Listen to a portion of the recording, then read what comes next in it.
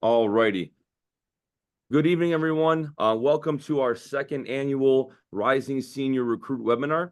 My name is Dan Mladenovich. Most of you know me by Decky, which is my nickname, head men's soccer coach here at John Carroll University.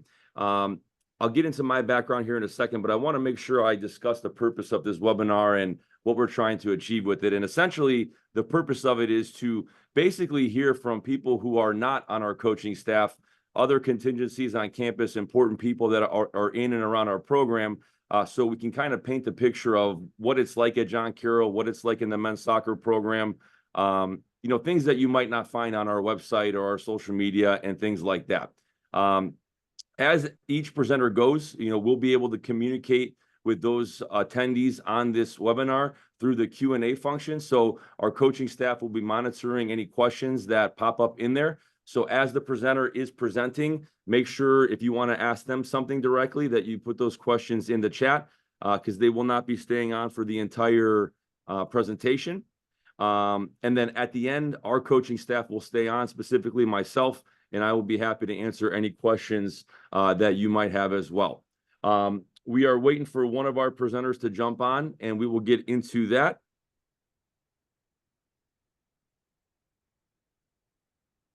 We'll get him teed up here and ready to go.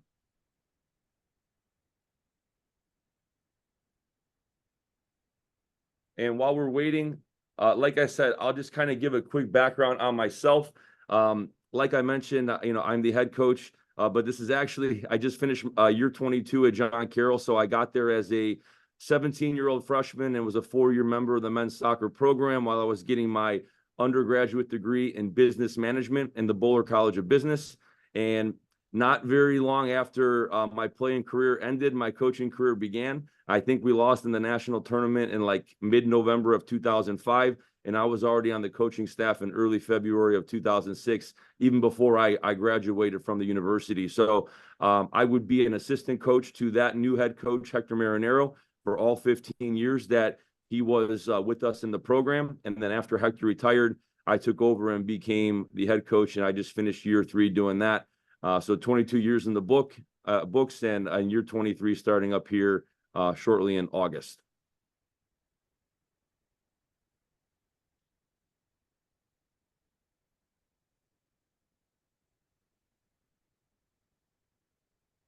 Want to make sure we get Mr. Pulley on here. I think I see him now. Brian, can you hear us? Yes, I can. Sorry about that, everybody. No worries. So our first presenter tonight is our Director of Athletics, Brian Polian. Brian is a 1997 graduate of John Carroll University. And then after he left John Carroll, he went on to 25 years of very high-level Division I coaching experience. Michigan State, Stanford, LSU, Notre Dame. He's been around the brightest and the best in that industry, and we're lucky that we got him back here at Carroll a little over a year ago to be the leader of our department. So I will turn it over to him as our first presenter of the evening. Well, it's a pleasure to be with everybody. I'm very grateful for the opportunity. I apologize for being a couple minutes late to the party here. I was handling a situation with my 11-year-old daughter. So first of all, I appreciate everybody's interest in Carroll. The recruiting process is a long one. It can be complicated at times, and at times it can be stressful. I hope that it's not that way for the majority of you all, but it can be. This is a serious decision that you're making, and the best thing that you can do through this process is gather information. And the thing that I want to do tonight is share with you why I think John Carroll is different. There are 3 things that I think about when I think about John Carroll and how we differentiate ourselves from all the competition. First and foremost, it starts with our Jesuit mission. For those of you who don't necessarily know what that means, we are a Catholic institution. We are Jesuit based. We absolutely embrace what that means.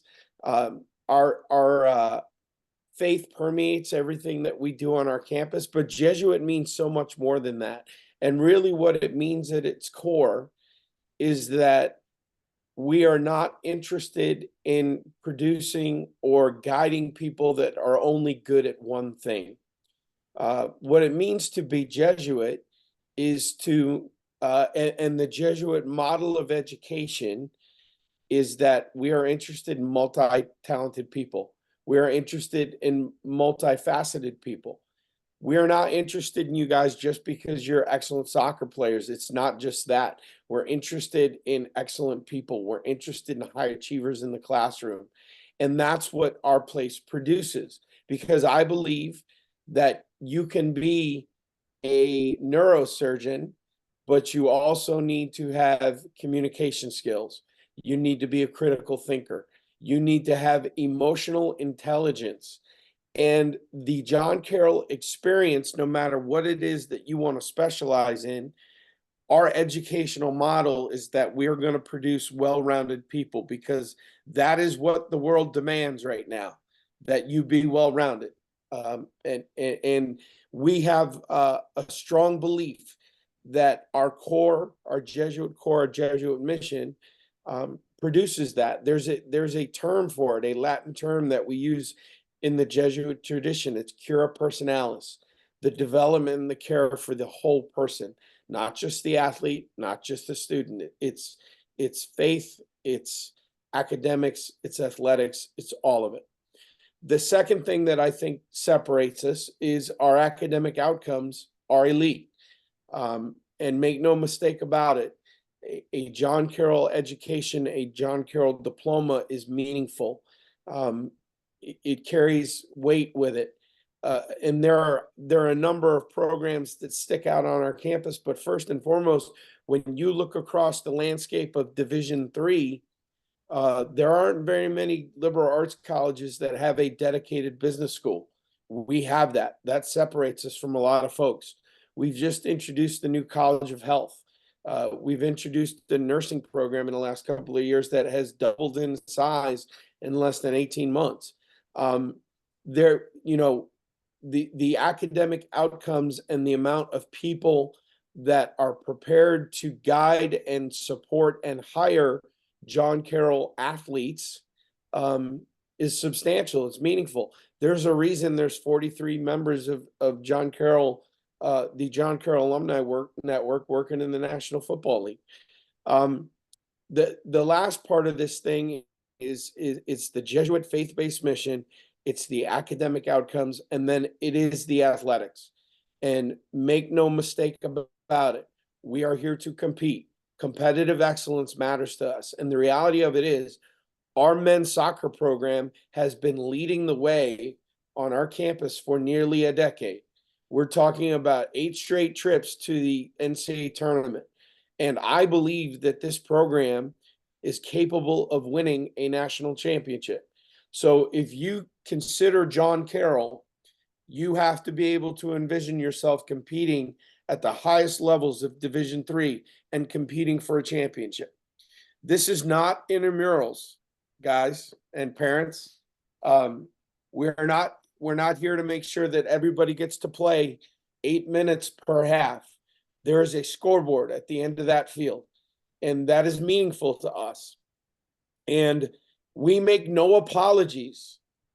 We do not hide from the fact that we are mission-based and that we are Jesuit in identity, and very proud of that, that we take our academics incredibly seriously, and these outcomes are meaningful, and that we are here to win, and that those 3 things are not mutually exclusive. In fact, we believe what makes us so special is that the 3 of them meld together so beautifully, and that's who we are.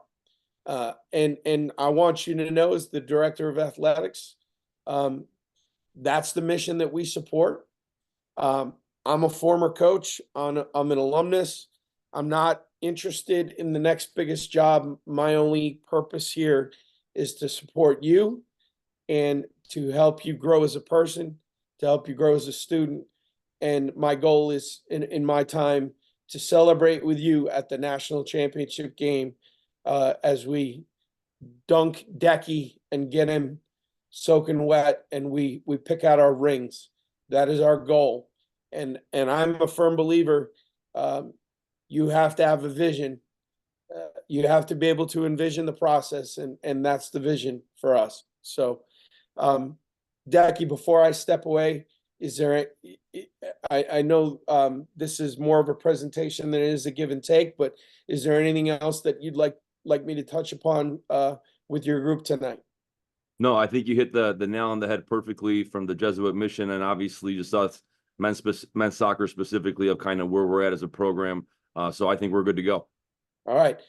Thank you so much for everybody for allowing me to join you tonight. If in this process I can serve anybody, Coach has got all my contact information. I'm here to be a resource, and I would love for those who fit, for those who believe that this is right for them, we'd love for you to be in the family. All right. Have a great night, everybody. Thank you so much. Thank you, Brian.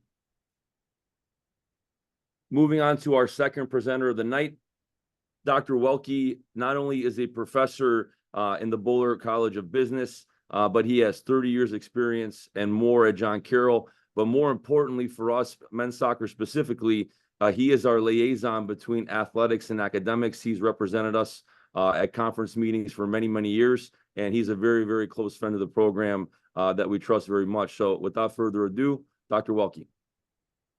Thanks, Decky. First of all, I'd like to thank all of those in the audience who have joined us tonight. We appreciate your time and your interest. We know it's an exciting time and probably a little bit of an overwhelming time as you sort of sort out and try to make sense of a very, transitionary time in your life to figure out sort of what's next. We appreciate the fact that those in the audience feel that they are up to the challenge, because I would say that it is going to be a challenge. You will be tested on all dimensions, because our aspirations, both academically as well as athletically, are to be elite. As you know, there's going to be, I think you'll hear recurring themes throughout a lot of our speakers. And I think what you should interpret that as is the sense of alignment that we have across all of our programs. So you're not going to hear sort of different messages across different people, just simply because that's not who we are and that really doesn't fit our culture. So if you're excited by the prospect of an elite level academic experience, regardless of what your tastes are in fields of study, and even for those that at the moment have no idea what that might be, please know that they're every bit as welcome, and everybody goes through a discovery process to figure out where the best fit for them happens to be. As was pointed out, we're going to bundle that with an elite level soccer experience. As I sort of think about both sides of campus, athletic as well as academic, it's a meritocracy. In this particular space, those people that have the ability to chase their ceilings, to commit to their goals, will have the opportunity to achieve all of those things that you want. And I think the important piece of the puzzle there is the word opportunity. So regardless of background, regardless of interests, you will be given the opportunity to earn whatever it is that you choose to aspire to. What we commit to on the academic side, as well as at John Carroll, is that you will have all of the supplemental resources that you need. So as was mentioned by Brian a little bit earlier, he spoke about this idea of core personalis, the care of the whole person. So in all of those dimensions of your life, whether it's the academic dimension, whether it's the athletic dimension, whether it's the spiritual dimension, the emotional dimension, the psychological dimension, every single one of those particular dimensions will have resources available to you should you need them, and we expect you to use them, because our goal is to have you grow in all of those particular spaces. As I regularly say, if at the end of a John Carroll experience, somebody had a great academic experience and a great athletic experience, and that was all, then I would argue that we failed you, because there's so much more that needs to take place. And we want you to think seriously about what all that means. Okay. I oftentimes think of the John Carroll experience as we're in the long game. And by that, I mean simply the following. Most athletes are very familiar with the concept of a preseason and a regular season.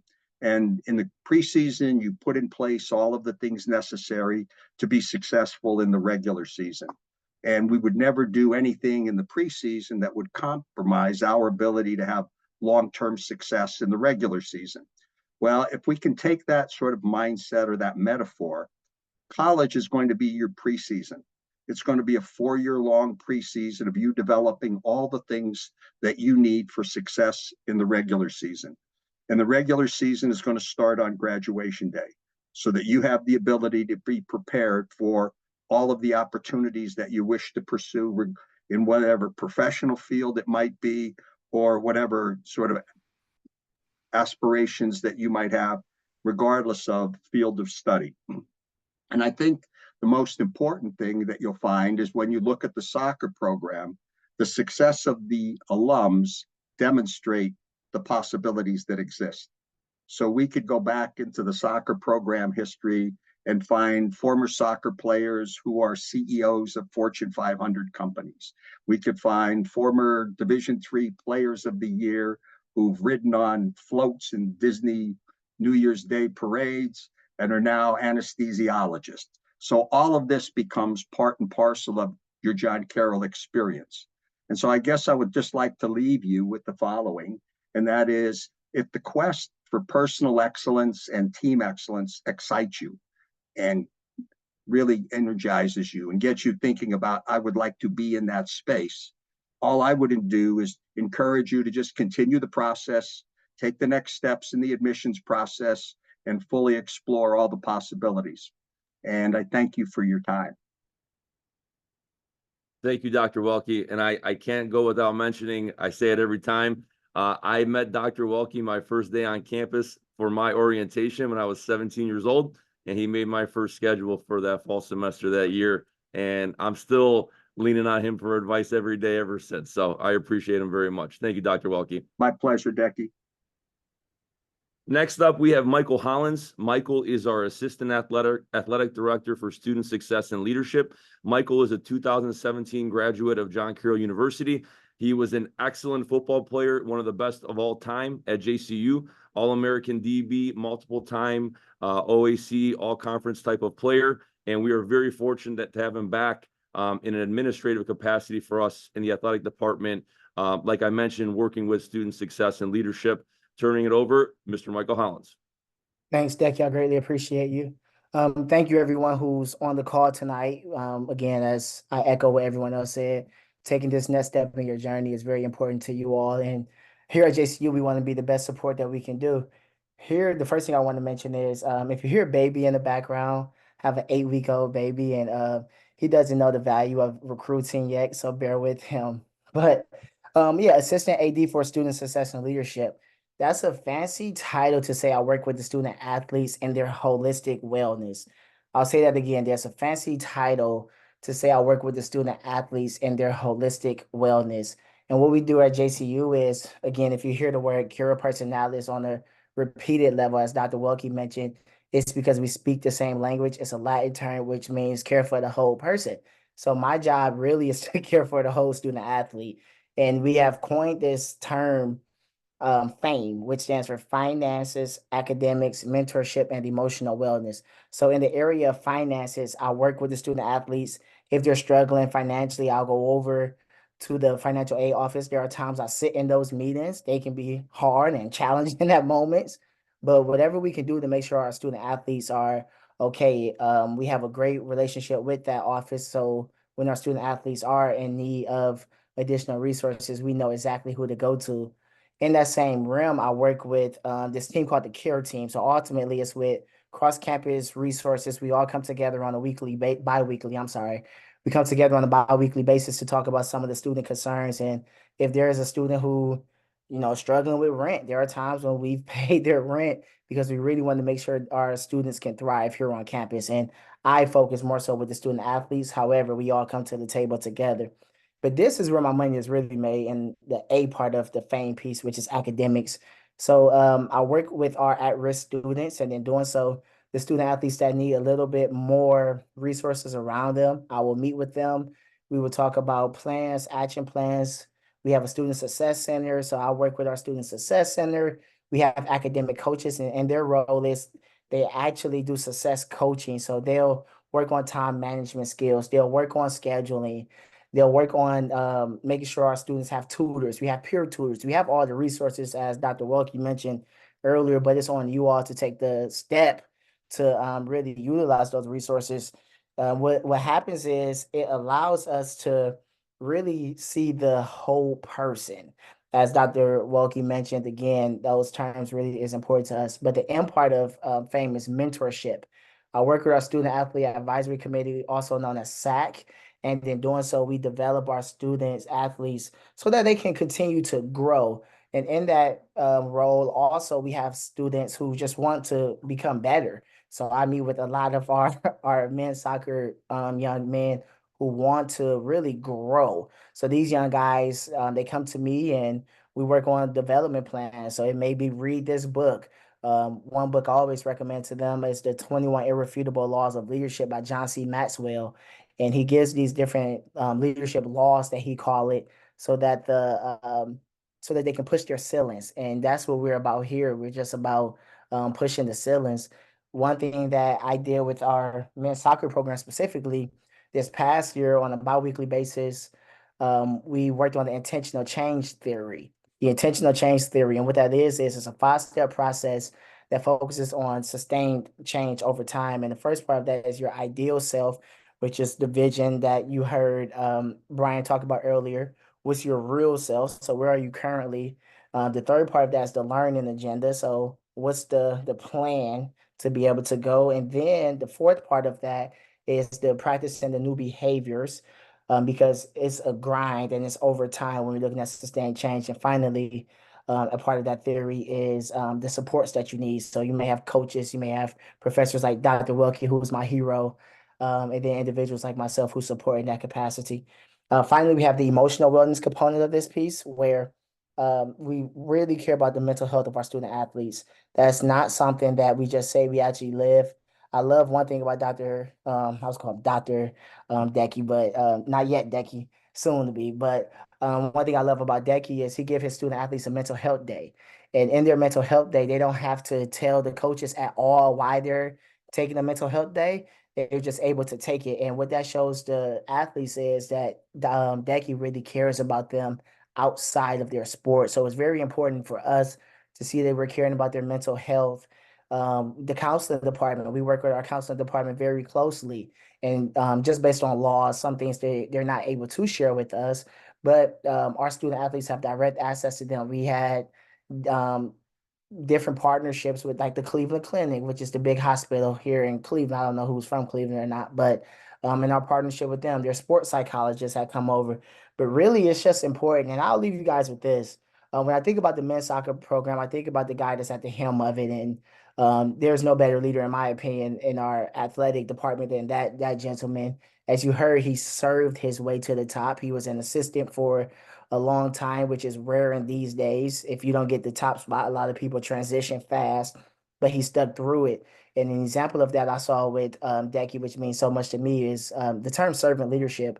There was a time when we had to move goalposts, and he could have easily had his guys do it, and of course they joined in, but he got out there and did it as well. So you had Decky as the head coach who put his work in, not afraid to still get his hands dirty with his team. So it's always a pleasure to work with the men's soccer program. They mean so much to me. Decky means so much to me. And I'll leave you guys with this. If I can give you some type of homework, it's not real homework, but I guess I do a lot in academics, so it only feels right to give out homework.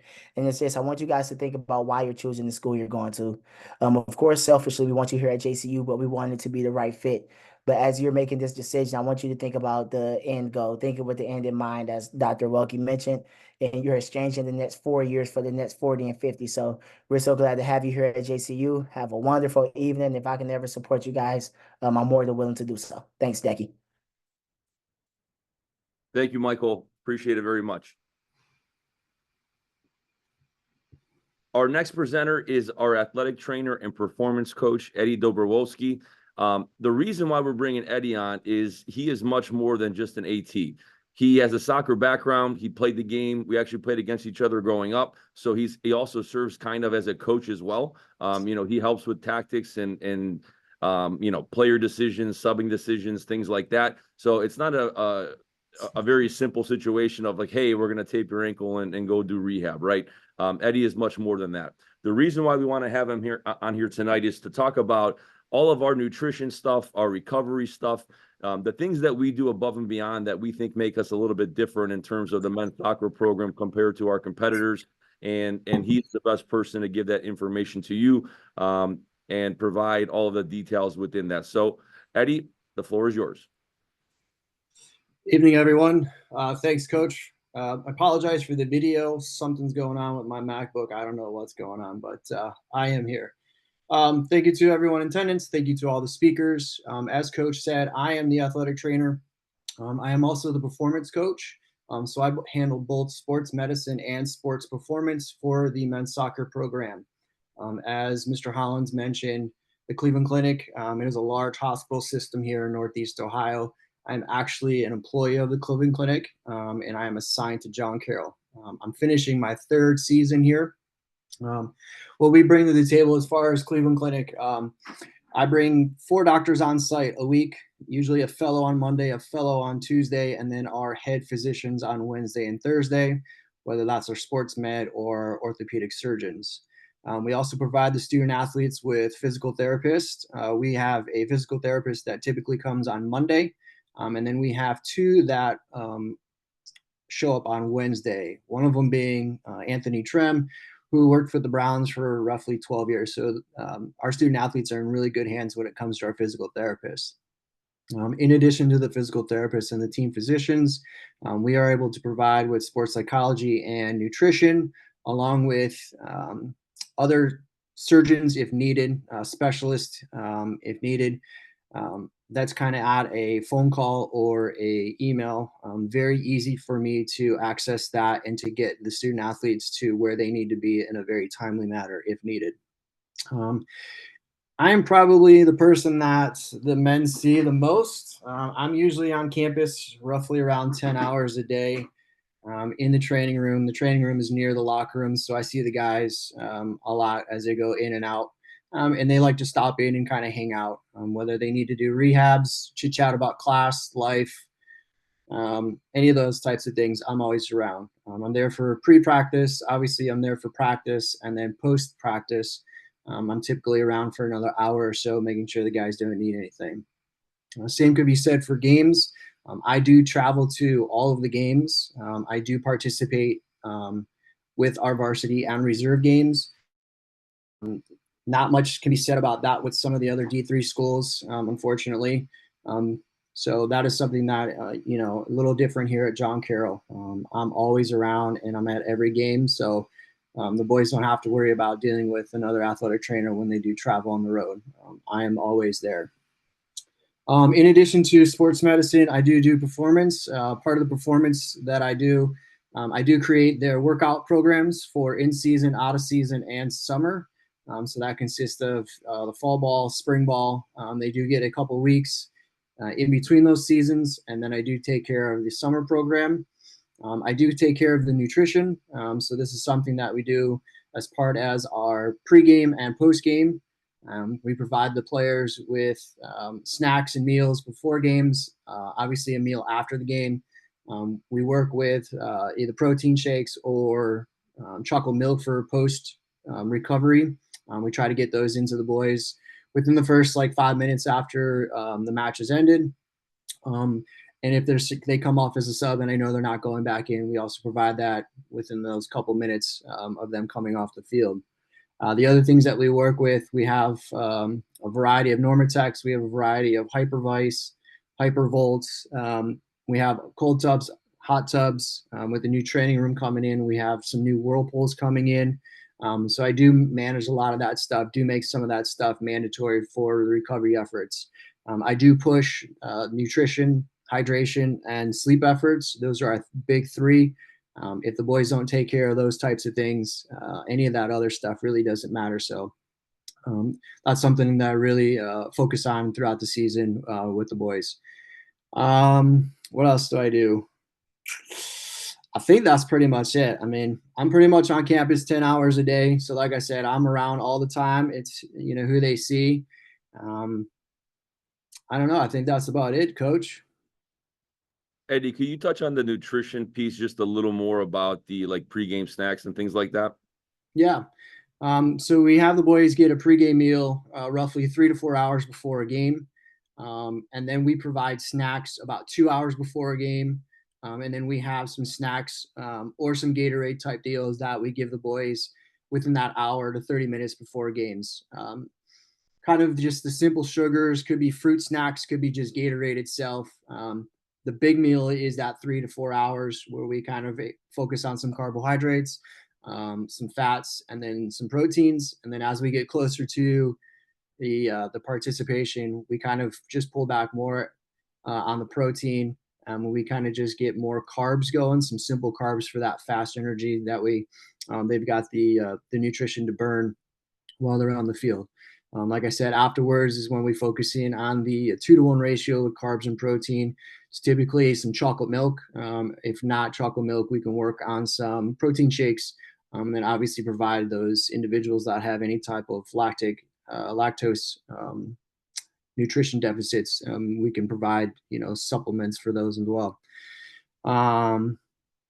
That's pretty much it. I provide Gatorade in the locker room 24/7, so it's always in there. The guys have no reason not to hydrate up on waters and Gatorades.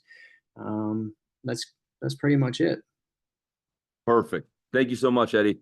You got it. Thanks, everyone. Have a great night. Alrighty, next up, we're going to introduce one of our players.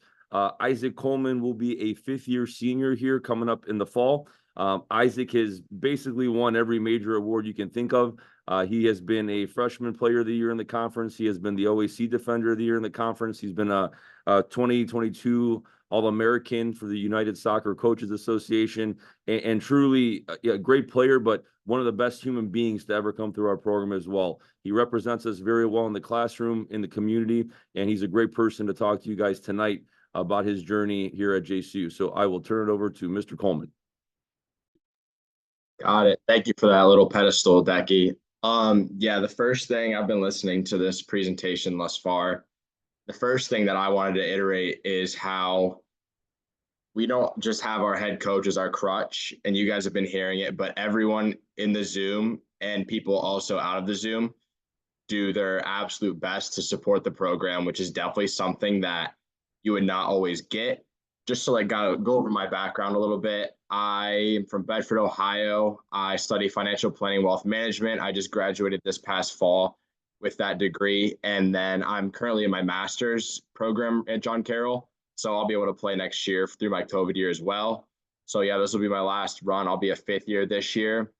Some things that I've learned throughout my time on the program is definitely how to be a leader. I was lucky enough to be named one of the captains of the team this past year, and I'll be a captain this upcoming year. And I learned those lessons my first couple years through the great role models that we have within the program.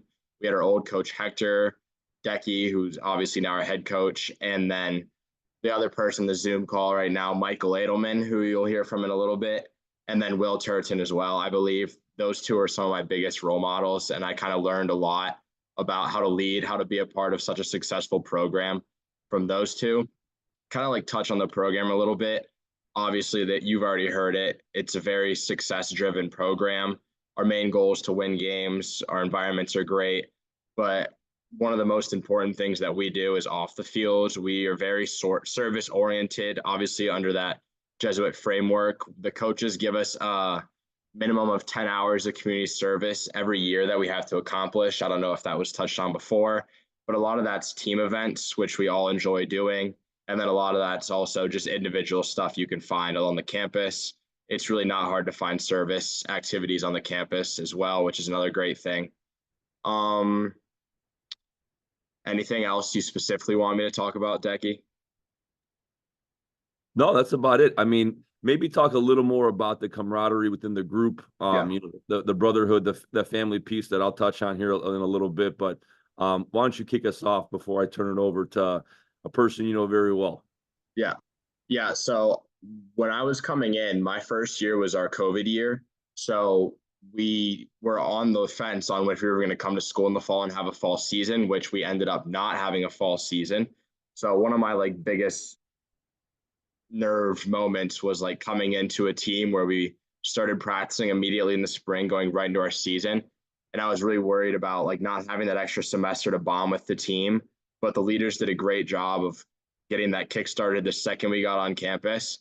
And that's definitely one of the things that we try and focus on a lot, is making sure that everyone has a family environment and making sure that we do a lot of stuff off the field together. And I can honestly say that we're all best friends, and we all have friends who have come and gone from the program, like a lot of my roommates, but everyone stays intact. It's such a close campus in general, especially the soccer teams and the sports teams with each other. Michael Hollins mentioned earlier about SAC, which is the Student Athletic Advisory Committee, and essentially their job is trying to boost the sports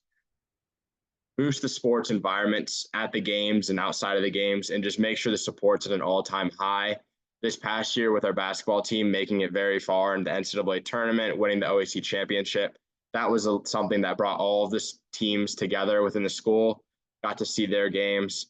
A lot of people come out and support our games as well. And yeah, the camaraderie aspect's definitely very, very important. And that's something that we pride ourselves on a lot. We hang out with each other just as much as when the season's over than when we are in the season. So that's definitely one of the things that I find most attractive about our program. Perfect. Thank you very much, Isaac. Of course. Sticking with the theme of family, like Isaac said, family is very important to us, and that includes our family members, the parents, the grandparents, aunts, uncles, etc. And no better person to come in and talk to us about that camaraderie than Mrs. Coleman. Erin has obviously been with the program going into year 5. She's been instrumental in organizing parent events, including tailgates and things of that nature. She'll talk a little bit about her joining us in England when we went on an international trip in the spring of 22. But I will turn it over to her and let her give you all the fun information about that.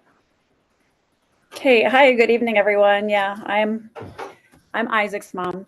I'm very proud to be Isaac's mom. And I wanted to start with a very quick story. When Isaac was about 15, I don't know if we were at Crossroads or Blue Chip or somewhere, but you know, like that's the age level where a lot of the college coaches start showing up. And in one of the games, back up, please. In one of the games, my mother,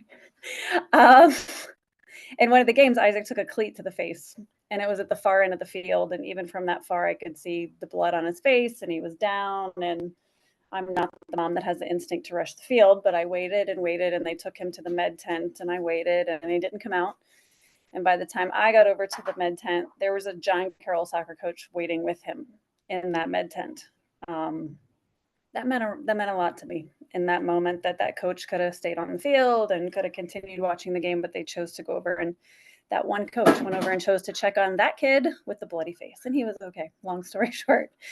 Isaac's freshman and sophomore year of high school, we were keeping things very wide open. He knew he wanted to play.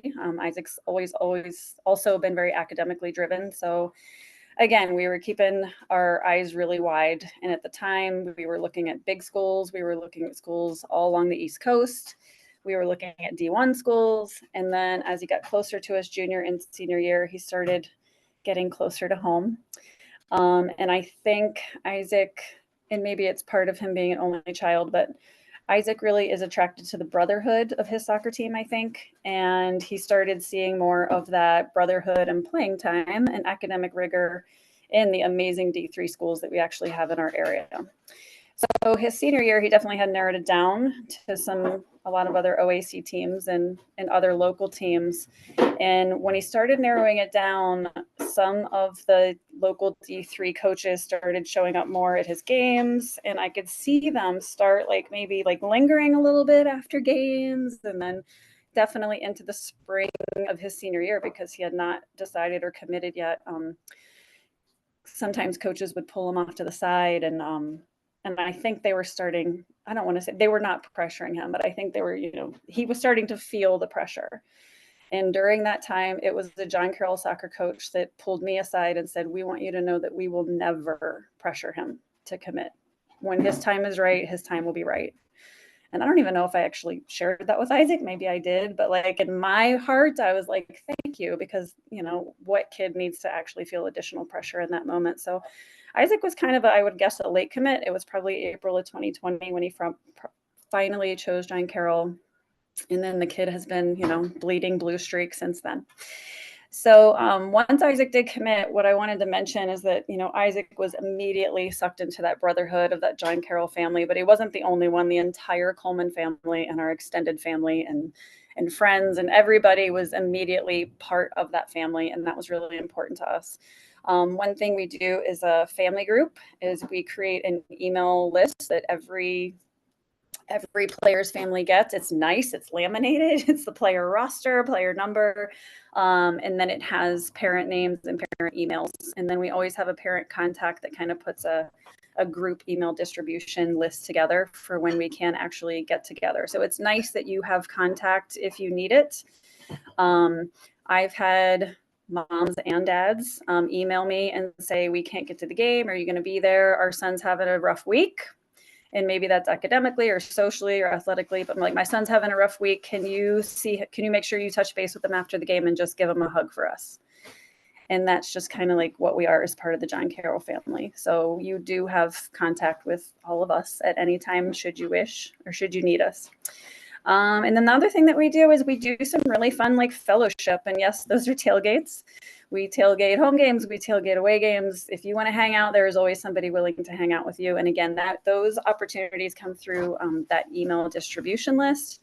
And that is, I think, it's a really fun time. Like we are a fun, positive group. We are all about supporting one another. It is not about how much playing time our sons are getting on the field. It's how is your son doing in school? How is he doing socially? Is there anything that we can do to support that or that our kids can do to support that? So it's a really special community. And that I was grateful that got extended to us in spring of, what year would that have been? Becky, last spring of 2023, when the coaching staff planned an international training opportunity for the boys to go play in England.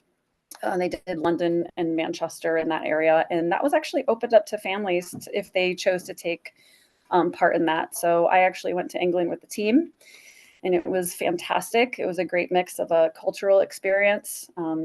Seeing many of the kids on a long international flight for the first time was really exciting. So they got to meet the local people. They got to immerse themselves in the culture and the history. And then they also got very competitive soccer playing time. And it was really awesome. So Decky can speak to it, but they probably already have the next international experience in mind. What was the other thing I wanted to mention? The whole John Carroll men's soccer staff is so approachable. I'm going to give you an example. So this spring, when the boys were working on their spring schedule, they had a player scrimmage, like an inter-squad scrimmage, and it was kind of like a parent weekend, and it was a good time, and we had parents we just had a really good time. And after the scrimmage, Decky came over to the parents and kind of got us all together and just simply like gave us an update, like what the boys were up to this spring and anything we could do to encourage the boys over the summer and what the fall's kind of looking like. And my husband was out of town, so I had invited a friend to sit beside me, and her son plays D1 soccer. And when it was over, she goes, "What was that?" And I said, "What do you mean?" And she's like, "There is no way my son's coach would have ever gone near a parent to talk to them, let alone like giving them like a hoorah update." So I knew that was special, but it was awesome that it was kind of pointed out to me like how unique that is and how engaged they are in the whole family. So that was really cool. And then the last thing I just guess I want to say is, I mean, clearly not only just all of John Carroll, but John Carroll soccer is committed to athletic excellence. But really there's an emphasis on character, and it's not just, we want you to have good character. It's modeled. like everyone that Isaac has in the adults that Isaac has in his life are role models. And I try to tell Decky and Ante, and I probably don't tell Eddie enough, but how much we appreciate them and how we appreciate that they are good humans and good parents and good friends, and how they are just fantastic role models for our sons. So I'm really appreciative of that. Oh, and the John Carroll media is sports media, or not media, sports information staff is the best. If you can't get to the game, you get to watch an incredible commentary live stream of the game. Absolutely the best. So if you're from your far and you have to watch on TV, it's still going to be an excellent experience. So that's all I've got, unless there's anything that you want to add, Decky. No, that was perfect. I appreciate it very much. All right. So that will conclude our presenters. We are going to move on just to a couple more slides of, again, things that I think make us a little bit different that I want to make sure I touch on here tonight before we let you go, or open it up to questions. The first is our mentorship program. This is something that, again, Dr. Welke referenced again, I'll call it our Rolodex, our alumni group, not only as John Carroll's university, but specifically with the men's soccer program. There are some very successful men that have come through our program over the 60 years of his existence, excuse me.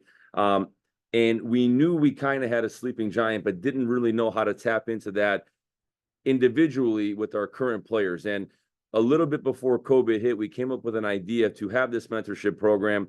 Obviously, the pandemic happens and we had to put a pin on it. But we were lucky enough to launch this thing a little over a year ago, a little under a year ago, excuse me. So we're not even a year through it. And I can't even begin to explain how impactful and successful it has been in its infancy here.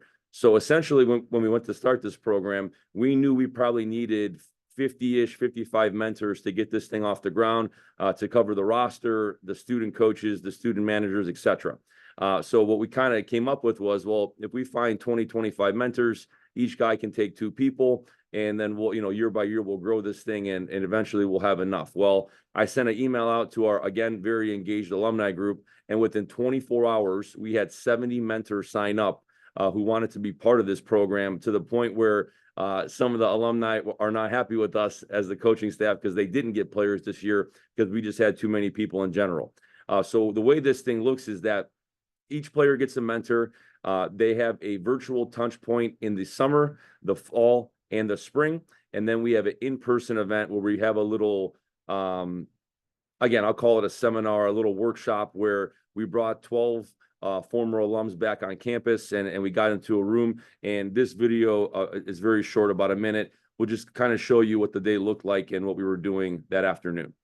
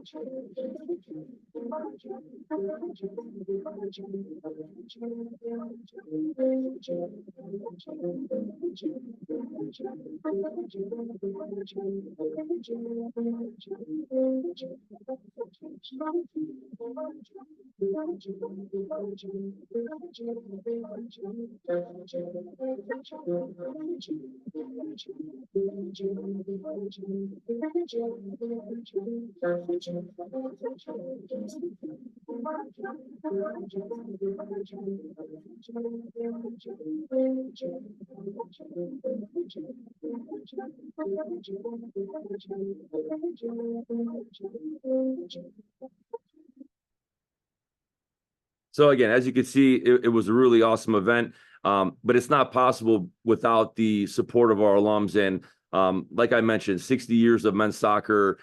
It doesn't matter what era they come from, they still want to come back and give back. And they are a huge part of what we do. They are part of the family.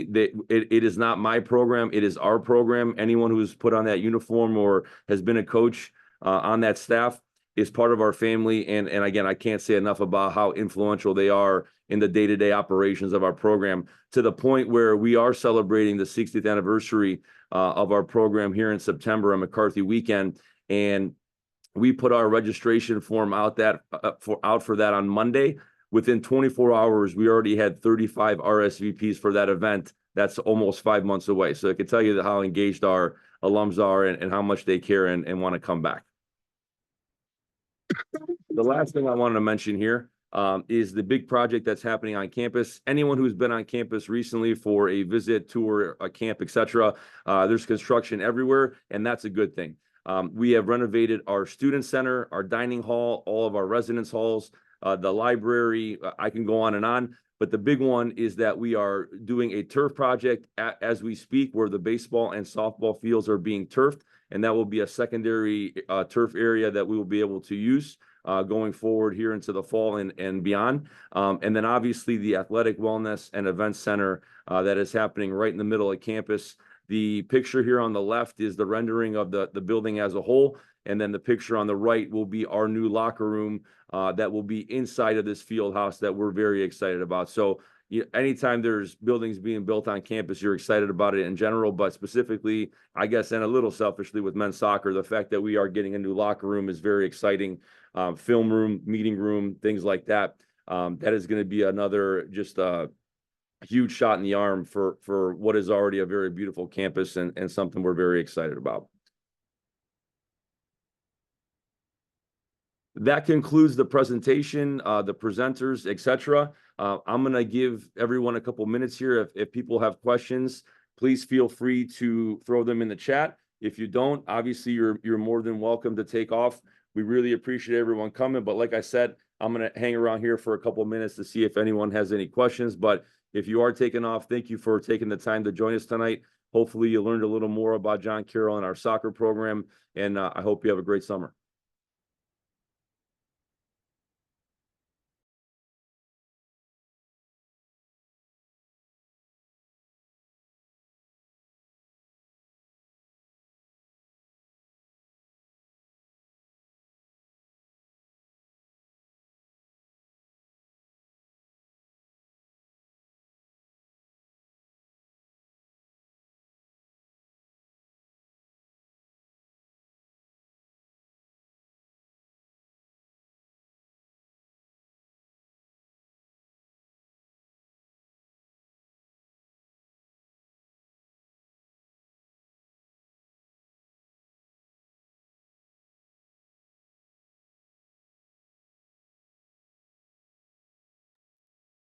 We have a question. The first one is, how do your athletes balance academics and athletics? That's a great question. I think a big part of that and how to answer that is the way you set up the schedule in order to be an elite academic and an elite athlete and allow those two things to coexist. So how do you do that?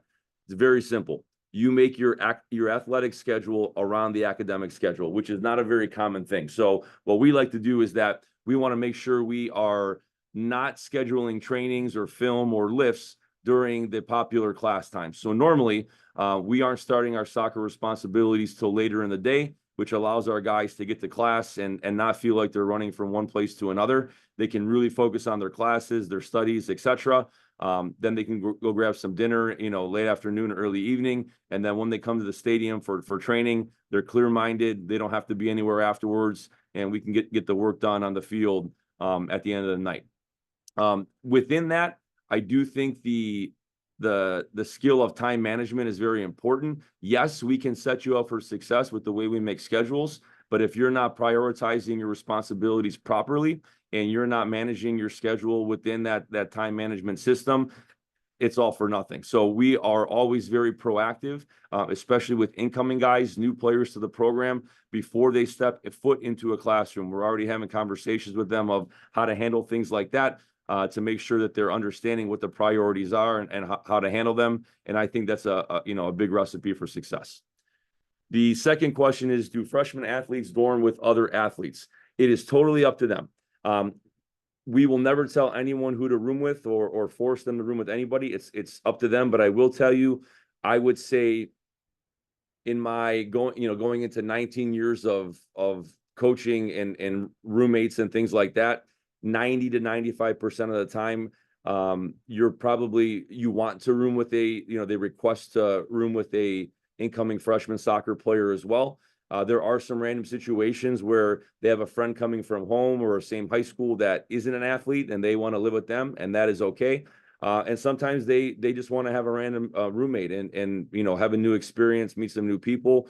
We support whatever they want to do, but there is no secret that when you do room with the men's soccer player, it makes life a little bit easier. You're on the same schedule, you have the same responsibilities, you can kind of hold each other accountable, with everything that you're doing.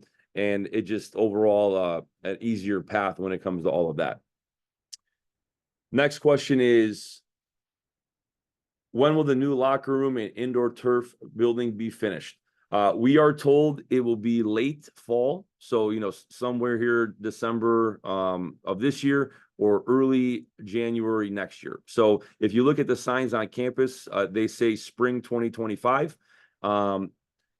For you guys who are, rising seniors here in the class of 25, all of that will certainly be completed before you guys get on campus as freshmen in August of 2025.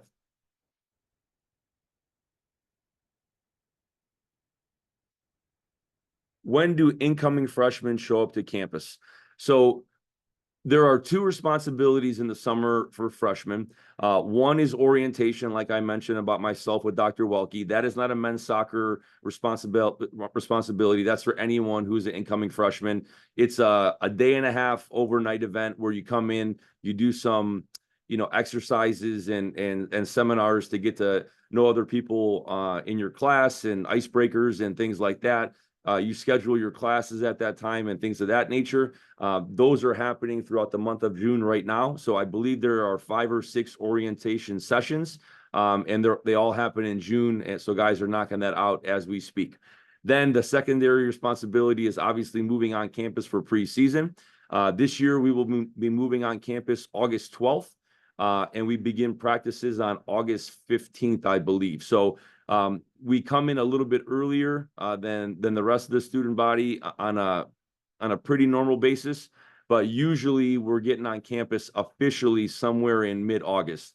The non-mandatory thing, the voluntary opportunity that guys have, we do a thing called Captain's Camp. The coaches are not allowed to organize it. We are not involved with it in any way, even to the point where Isaac, who you guys met tonight on the Zoom, he had to go and schedule the training times with our facilities people himself. Like I couldn't even do that. Like that's against the rules. So we have 2 4-day camps that are player run and led. And they usually happen Sunday to Wednesday, the 2 weeks before we report to camp for preseason. But again, not mandatory, completely voluntary. Coaches can't be there. But we do highly recommend it because we think it's a very good opportunity to bond with players and get to know one another and kind of get a head start on that friendship building, that family atmosphere before we start the preseason. Next, and by the way, these are great questions. I appreciate this.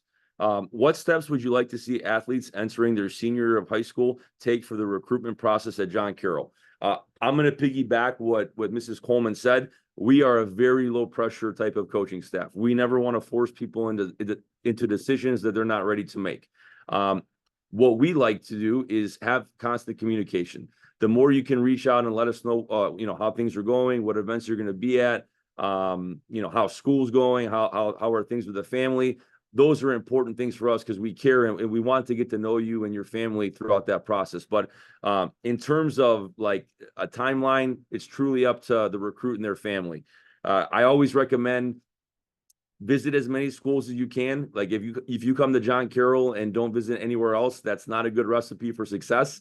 You want to have something to compare to, and hopefully John Carroll is still, the place you want to be, but you want to go other places to see what it's like. Even if it's to rule out a school, it's still a productive visit and things like that.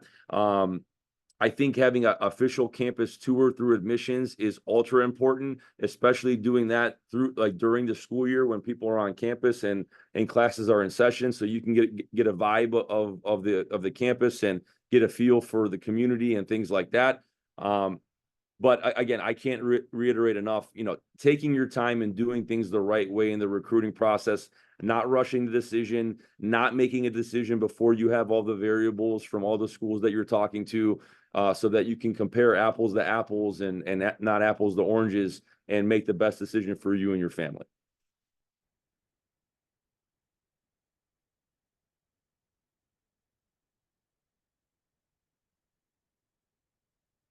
I'll wait another minute or two to see if there's any more questions, but I think I've covered all the ones that have been asked already.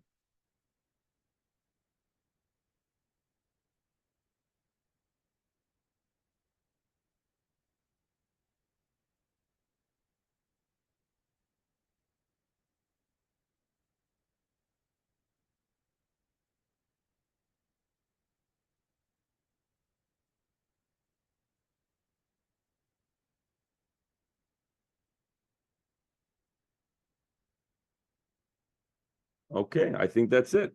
So again, thank you to everyone for joining us tonight. Really appreciate it, and I hope you guys have a great rest of the summer. Take care.